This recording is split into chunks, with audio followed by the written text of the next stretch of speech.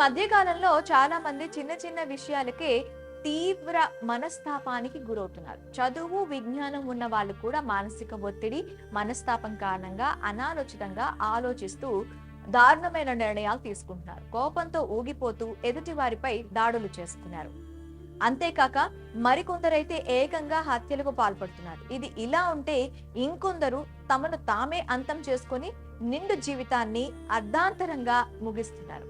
ఆర్థిక ఇబ్బందులు, అనారోగ్య సమస్యలు, వివాహేతర సంబంధాల నేపథ్యంలో ఆత్మహత్య సంఘటనలు ఎక్కువగా జరుగుతున్నాయి.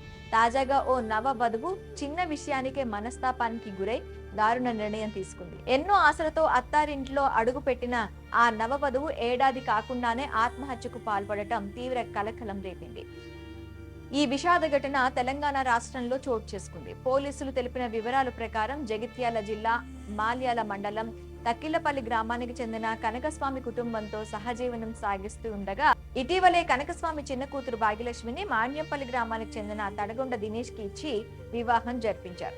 వీరి వివాహం గత నెల 18న అంగరంగ వైభవంగా జరిగింది. ఇక పెళ్లి అనంతరం హైదరాబాద్ లో ఉంటున్న అత్తారింటికి భాగ్యలక్ష్మి వెళ్ళింది. ఈ క్రమంలోనే గత మంగళవారం నవవధువు భాగ్యలక్ష్మి తన పుట్టింటికి వచ్చింది. ఇక తమ బిడ్డను ఓ ఇంటిదాన్ని చేశామనే ఆనందంలో భాగ్యలక్ష్మి తల్లిదండ్రులు ఉన్నారు. వారు అలా సంతోషంలో ఉండగానే ఆ నవవధువు ఊహించని షాక్ ఇచ్చింది. బుధవారం ఇంట్లో ఎవరు లేని సమయంలో బాత్రూమ్ లో ఊరేసుకుని ఆత్మహత్య చేసుకుంది. తన చావుకు ఎవరు బాధ్యులు కాదని, తన మనసు బాగోలేదని, ప్రశాంతంగా ఉండలేకపోతున్నానని, లోకంలో ఉండటం ఇష్టం లేక చనిపోతున్నట్లు చేతిపై రాసుకుని ఈ దారుణానికి పాల్పడింది.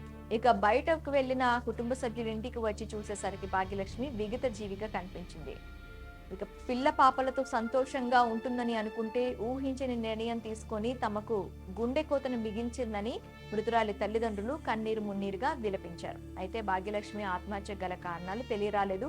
ఈ ఘటనపై కేసు నమోదు చేసిన పోలీసులు దర్యాప్తు చేస్తున్నారు. భాగ్యలక్ష్మి లాగానే చాలా మంది వివిధ సమస్యల కారణంగా తమలో తామే మానసికంగా కుంగిపోయి ఆత్మహత్యలకు పాల్పడుతుంటారు. మరి ఇలాంటి ఆత్మహత్య ఘటనలు ఆగాలంటే ఏం చేయాలి? మీ అభిప్రాయాలను కామెంట్ రూపంలో మాకు తెలియజేయండి.